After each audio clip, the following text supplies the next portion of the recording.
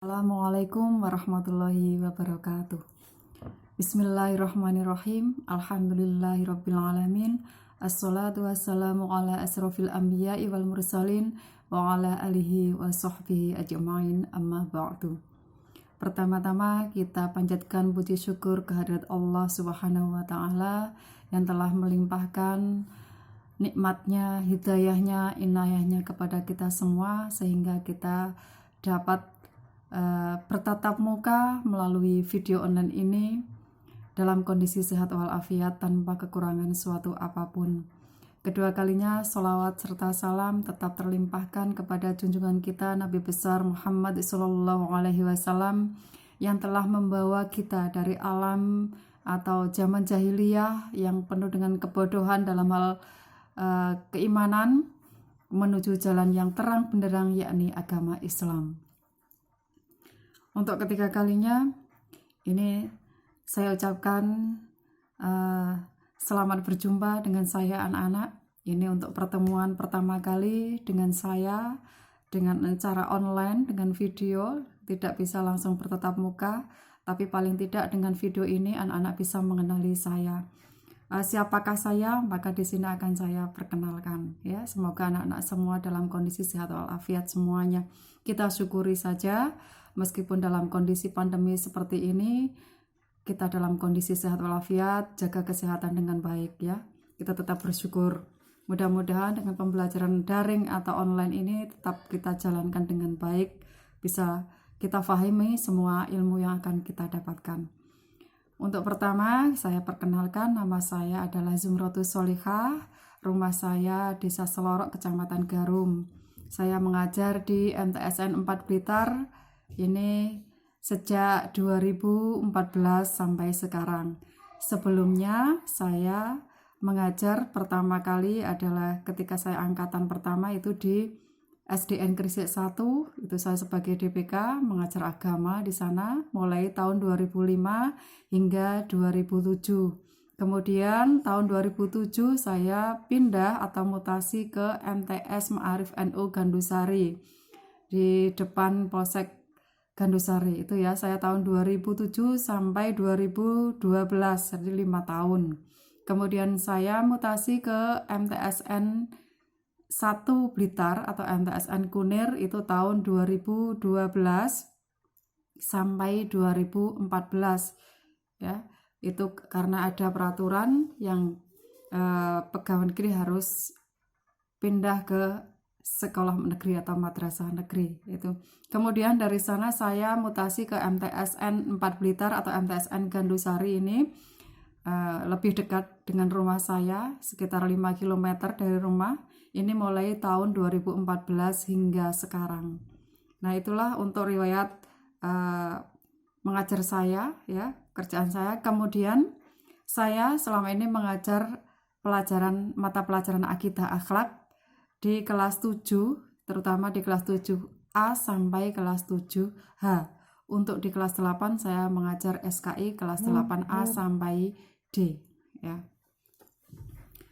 Untuk metode pembelajaran yang akan saya laksanakan kepada anak-anak, saya menggunakan metode pembelajarannya adalah dengan yang pertama ceramah, terutama itu pasti karena tanpa ada penjelasan dari materi-materi yang anak-anak pelajari, saya yakin masih banyak yang belum bisa difahami. Nah, dengan penjelasan, dengan ceramah nanti saya harapkan anak-anak bisa memahami dari materi akidah akhlak. Kemudian dengan selain itu sebisa mungkin kita adakan diskusi ya, dengan tanya jawab. Bisa dengan tanya jawab, apakah bisa dengan online? Bisa anak-anak, baik dengan di grup WhatsApp, di e-learning atau dengan cara yang lain itu bisa. Hal-hal yang belum bisa difahami oleh anak-anak bisa ditanyakan sebatas dengan materi akidah akhlak ya.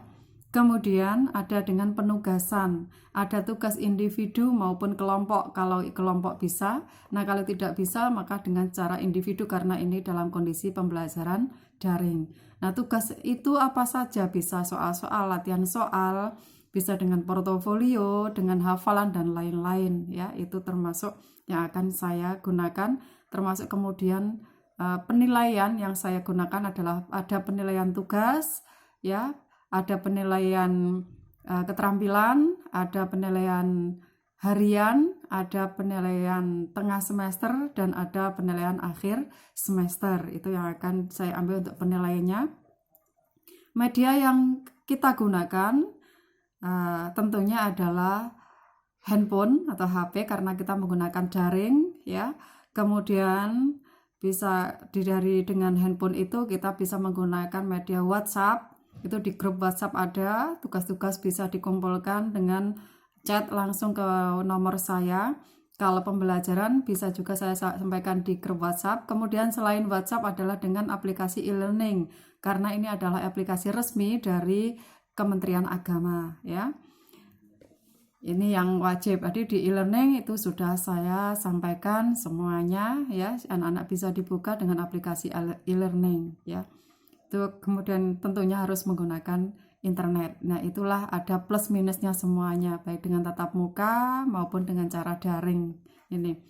Kemudian model pembelajaran yang saya gunakan menggunakan CTL atau contextual teaching learning. Jadi saya ketika menyampaikan pembelajaran akidah akhlak selalu saya kaitkan dengan kejadian-kejadian yang ada di alam semesta, kejadian yang ada di kehidupan keseharian kita. Itu akan selalu saya kaitkan ya.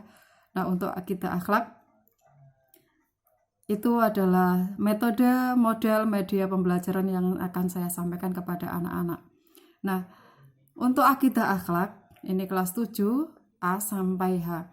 Untuk anak-anak yang dari SD mungkin masih agak asing apa itu akidah akhlak ya. Kemudian kalau yang di MI saya yakin sudah kenal mulai dari kelas 1 sampai kelas 6 yang namanya akidah akhlak itu sudah kenal pelajaran akidah akhlak itu.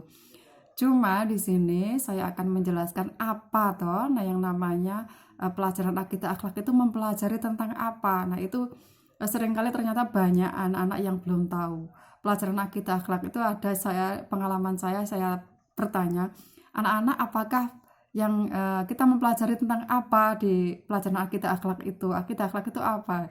Jawabannya macam-macam. Ada yang menjawab, itu pelajaran Bu, akidah akhlak itu pelajaran akidah akhlak. Iya, nah, akidah dan akhlak itu apa?